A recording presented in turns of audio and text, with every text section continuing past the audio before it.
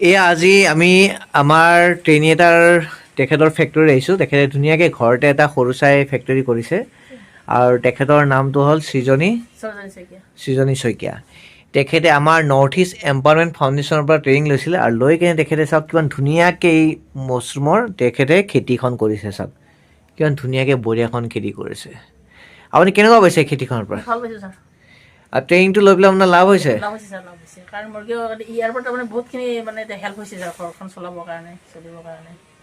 লগতে আপুনি ধৰক আগতেতো আপুনি কৰি থকা বুলি কৈছিল, মাজত আপুনি এৰি দিলে। এৰা নাছিলোঁ ছাৰ, কিন্তু মানে অলপ হেৰিটো নহয় মানে আপোনাৰ আগতে চেণ্ডেলৰ কাম কৰি থকা বুলি কৈছিল, মাজত এৰি দিলে। তাৰপিছত আপুনি মানে আমাৰ ট্ৰেইনিংটো লৈ পেলাই মানে উপকৃত হৈছে। আমাৰ দোকান আছিলে, মই দোকানখন মানে এৰি দিলোঁ।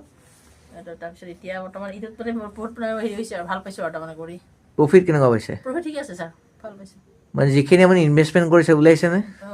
ছাৰ হেৰিটো আছে তাৰমানে বস্তুখিনি যিখিনি আমি প্ৰডাক্ট কিনিছিলোঁ তাৰ ওপৰত মোৰ তাৰমানে লাভটো আছে তাৰমানে ছাৰ। লাভটো আছে লাভ আছে ছাৰ। আৰু বহুত বেছিতো খৰচা নাই? খৰচ বেছি নাই, কিন্তু তাৰমানে যিটো মই কৰিছোঁ তাতকৈ তাৰমানে মোৰ লাভটো আহিছে আৰু। লাভটো আহিছে, মূলটো উঠি তাৰমানে লাভটো আহিছে ছাৰ।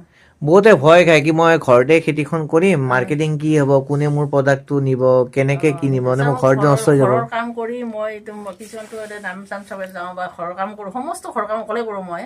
মোৰ যিহেতু হাজবেণ্ড নাই, মই অকলে কৰিব লাগে, গোটেইখিনি সমস্ত মই অকলে কৰোঁ ছাৰ।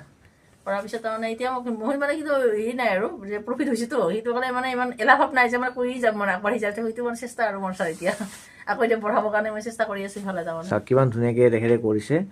আৰু বিশেষটো আপোনাৰ ধৰক কালি ছিঙিলোঁ 1.5 কিলো, আজি ছিঙিলোঁ 1 কিলো, সেইকাৰণে আজিতে প্ৰডাক্টটো নাই তাৰমানে। কিন্তু কিছুমান অলপ এইবিলাক অলপ ওলাইছে আৰু এইবিলাক অলপ অলপ ওলাইছে। বাকীবোৰ তাৰমানে আজি এইখিনি সদায় ছিঙিছোঁ তাৰমানে, এতিয়া বৰ্তমান নাই।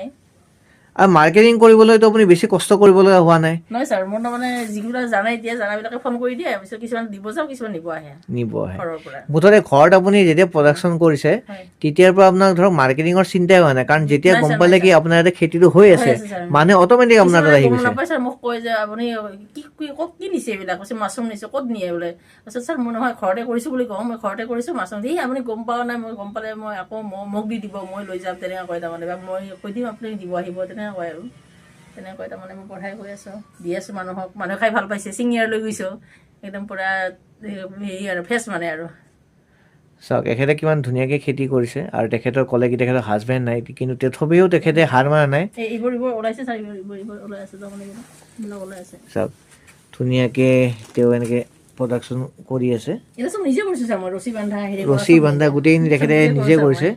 তেখেতে কাৰো বিশেষ সহায় নোলোৱাকৈ নিজে গোটেইখিনি কাম কৰিবলৈ চেষ্টা কৰিছে। খালি বাকীখিনি ল'ৰাই বান্ধি দিয়ে, নিজেখিনি অলপ অসুবিধা পাওঁ কাৰণে ল'ৰাই বান্ধি দিয়ে, বাকীখিনি চব ৰছী